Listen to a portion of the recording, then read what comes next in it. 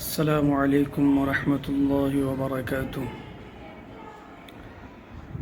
محترم سامعین، ذرا اس ویڈیو کو سنیں، اس بیان کو ذرا غور سے سنیں اور کچھ عبرت حاصل کریں کہ ہم لوگ جو ہے آج کل کہاں پہ ہیں اور کن سے کتنا حسد کرتے ہیں اور حسد کرنے والے کا انجام کیا ہوتا ہے۔ اس لیے تمام دوستوں سے میری گزارش ہے کہ نہ ہی کسی سے حسد کریں اور نہ ہی کسی سے جلیں، بلکہ اگر کسی کو آپ ترقی میں دیکھ رہے ہیں تو اس کے جیسا جو ہے آپ بھی کرنے کی کوشش کیجئے، لیکن یہ مت سوچئے کہ انہوں نے ایسا کیوں کیا، کیسے کیا، کہاں سے لایا، پیسے کہاں سے لائے ہوں گے یا اتنا کیسے آ گیا اس کے پاس۔ یہ سوچنا ہمارا کام نہیں ہے۔ اللہ تبارک و تعالی جس کو چاہے بے حساب دولت دیتا ہے۔ ان اللہ یرزق من یشاء بغیر حساب، بے شک اللہ تبارک و تعالی جس کو چاہے بے حساب رزق دیتا ہے۔ تو یہ سوچنا ہمارا کام نہیں ہے کہ فلاں کے پاس اتنی دولت کہاں سے آ گئی، فلاں کہاں سے کمایا، وہ مالدار کیسے ہو گیا۔ تو یہ سب ہم سوچ نہیں رہے ہیں، بلکہ اگر اس طرح کا خیالات ہمارے دل میں آ رہا ہے تو سمجھ لیں کہ ہم ان سے جلتے ہیں، حسد کرتے ہیں، اور حسد کرنا بہت بڑا گناہ ہے۔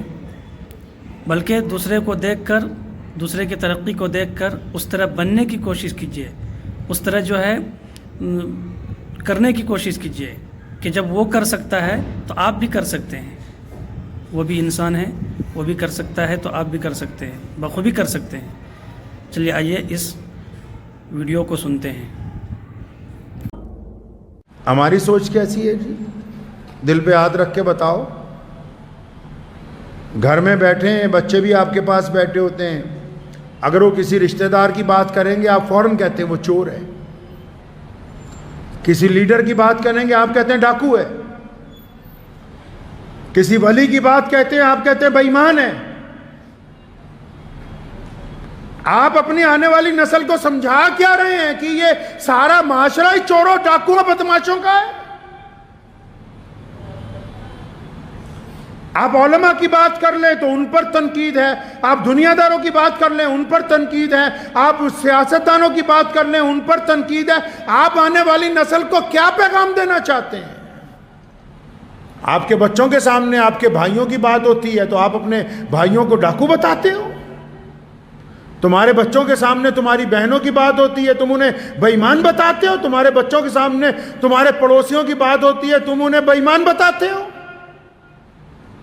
کس لیے اپنے رشتہ داروں کو، دوستوں کو، پڑوسیوں کو، یاروں کو، لوگوں کو کیوں اس طرح کہتے ہو بھائی؟ کیوں؟ تاکہ دل میں حسد ہے کہ جس جگہ یہ ہے تو یہ کیوں ہے، میں وہاں پہ کیوں نہیں پہنچا۔ اور کیا وجہ ہے بھائی؟ اس کے علاوہ اور کیا وجہ کیا ہے حسد کی؟ حسد کی بنیاد ہی یہی ہے کہ بندہ دوسرے آدمی کو ایک اعلیٰ مقام پر دیکھ کے دل میں جلتا رہتا ہے کہ یہ کیسے اس مقام تک پہنچ گیا، میں ہونا چاہیے تھا، اور پھر پوری طاقت لگاتا ہے کہ کسی طرح اس کو گرا دوں۔ اللہ فرماتے ہیں وَتُعِزُّ مَن تَشَاءُ وَتُذِلُّ مَن تَشَاءُ، کی عزت اور ذلت تو کیا فرمایا؟ عزت اور ذلت تو اللہ فرماتے ہیں ہم دیتے ہیں، تم کون ہوتے ہو اس کا فیصلہ کرنے والے؟ رسول اللہ صلی اللہ علیہ وسلم نے فرمایا نا حدیث شریف میں، فرمایا جو اپنے بھائی کی، اس کو آگے جتنی مرضی اس کی تفسیر کر لیجئے، جو اپنے بھائی کی، اپنے دوست کی، اپنے عزیز کی، اپنے اقارب کی، اپنے بیپارک ساتھی کی، اپنے یار کی ایسی جگہ بے عزتی کرتا ہے جہاں لوگ اس کی عزت کرتے ہیں، بے عزتی تو ہوگی نہیں لیکن کوشش پوری کرتا ہے، ایسی جگہ بے عزتی کرتا ہے جہاں اس کی عزت ہے، تو نبی علیہ الصلوۃ والسلام نے فرمایا پھر اللہ تعالیٰ بھی اس کی ایسی جگہ بے عزتی کا انتظام کر دیتے ہیں جہاں اس کی پہلے بڑی عزت ہوتی ہے، ایسی جگہ انتظام ہو جاتا ہے اس کا۔ جہاں اس کی بڑی عزت ہوتی ہے، یہ تو یہ سوچ کے کرتا ہے کہ میں اس کی بے عزتی کرنے جا رہا ہوں، اس کو یہ نہیں پتا خود اپنے لیے دھوکہ، بے ایمانی، حسد، کینہ ایک ایسے گناہ جو گھوم پھر کے ان کا یو ٹرن لگا ہوا ہے، یہ آئیں گے واپس، جائیں گے نہیں کہیں، یہ واپس پہنچیں گے بندے تک۔ حسد کی بیماری نے اس حد تک ہمیں نیچے گرایا، اس حد تک نیچے گرایا کہ ہم لوگوں نے حسد کے چکر میں اپنی عزت نفس کا، عزت نفس سمجھتے ہو، اپنی ڈگنیٹی کا، اپنے آتم سمان کا سودا کیا ہے۔ ہم اپنا ضمیر بیچ دیتے ہیں۔ نیا موبائل مارکیٹ میں آتا ہے، 2-3 دن میں ہی شارٹ ہو جاتا ہے، کیوں؟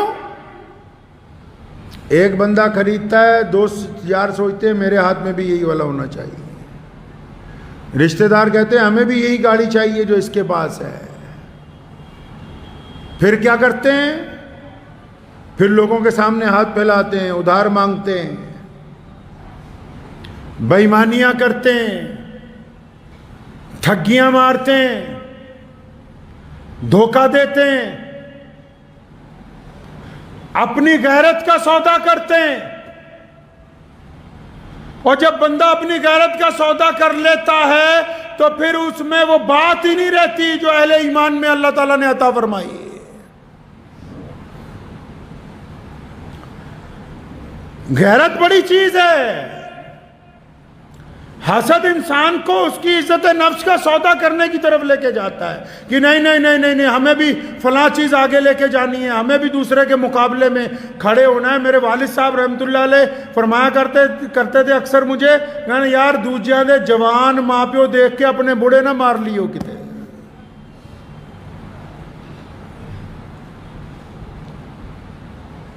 دوسروں کو آگے دیکھ کے وہ بھی مت کھو دو جو تمہارے پاس ہے، اس کو بھی ضائع کر دو تم۔ اچھا، عزت نفس کا سودا کرنے سے کیا مسئلہ کھڑا ہو گیا؟ دیکھیے، حسد سے بیماری شروع ہوئی ہیں جی۔ بیماری کہاں سے شروع ہوئی؟ بد پرہیزی سے بیماری شروع ہوئی تو جناب ہائی بلڈ پریشر ہو گیا، بلڈ پریشر سے شوگر ہو گئی، شوگر سے پھر کینسر ہو گیا۔ بیماری کہاں سے شروع ہوئی؟ حسد سے شروع ہوئی۔ حسد سے بیماری شروع ہوئی تو کہاں چلے گئے؟ اپنی عزت بیچنے کے لیے تیار ہو گئے، اپنی غیرت بیچنے کے لیے تیار ہو گئے، چھپ کے دوسروں کے آگے ہاتھ پھیلانے لگے، بینکوں سے قرضہ مانگنے لگے، سود خوروں سے قرضہ مانگنے لگے، اور قرض مانگ کے اپنی جھوٹی شان لے کے چلنے لگے، اور پھر روزانہ 10 لوگوں کو جھوٹ بولتے، تیرا پیسہ آج دوں گا، کل دوں گا، پرسوں دوں گا۔ لوگ فون کے اوپر برا بھلا کہتے ہیں، گالیاں دیتے ہیں، وہ سنتا ہے، رشتہ داروں کے آگے اکڑ کے چلتا ہے، اپنی غیرت کا سودا کر لیا۔ اب غیرت کا سودا کرنے سے نقصان کیا ہوا بھائی؟ غیرت کا سودا کرنے سے نقصان کیا ہوا؟ آنکھوں میں بے حیائی آ گئی، آنکھوں میں بے حیائی آ گئی، دل میں سے اللہ کا خوف نکل گیا باہر، سیاہ ہو گیا، دل کالا ہو گیا، گناہوں کی وجہ سے اب احساس نہیں ہوتا۔ مومن بندہ اس وقت تک مومن ہے، لکھ لیجئے اس بات کو دل کی تختی پہ۔ اگر کوئی بندہ یہ سمجھتا ہے کہ میں کب تک مومن ہوں، اگر گناہ کرنے کے بعد، گناہ کے بعد میں کہہ رہا ہوں، میرے لفظ پہ غور کیجئے، اگر گناہ کرنے کے بعد اس کے دل میں ندامت پیدا ہوتی ہے، اگر گناہ کرنے کے بعد شرم محسوس کرتا ہے، اگر گناہ کرنے کے بعد اس کو شرمندگی ہوتی ہے، 4 لوگوں کے بیچ میں بیٹھ کے بھی، جبکہ ان لوگوں کو نہیں پتا کہ یہ زناکار ہے، ان لوگوں کو نہیں پتا کہ اس نے چوری کی ہے، اس کے باوجود یہ دل میں شرمندہ ہوتا ہے، تو اس کا مطلب ابھی بھی ایمان باقی ہے، یہ واپس اللہ کی طرف رجوع کرے گا۔ لیکن جب اپنے گناہ پہ ہٹ دھرمی کرتا ہے تو اس کا مطلب دل سیاہ ہو چکا ہے، دل سیاہ ہو گیا۔ حسد نے اس مقام تک پہنچا دیا۔ آج کل تو کچھ لوگ بیچارے آتے جاتے ہی اس لیے ہیں کہ چلو 2 چگلیاں کریں گے، 2 سنیں گے، 2 سنائیں گے۔ قرآن پاک نے کہا نا وَيْلٌ لِكُلِّ ہُمَزَةٍ لُمَزَةٍ، فرمایا ویل اور تباہی ہے ان لوگوں کے لیے جو دوسروں کے عیب تلاش کرتے پھرتے ہیں، پھر ان کو دوسروں کو بتاتے پھرتے ہیں۔ اللہ فرماتے ہیں نار اللہ الموقدہ، فرمایا میں اپنے ہاتھ سے ایسی آگ جلاؤں گا جس میں ان کو سزا دی جائے گی، پھر ان کو پوچھوں گا کہ ہاں آپ بتاؤ دوسروں کا دل جلاتے تھے، آج تمہارا دل جل رہا ہے تو کیسا محسوس ہوتا ہے؟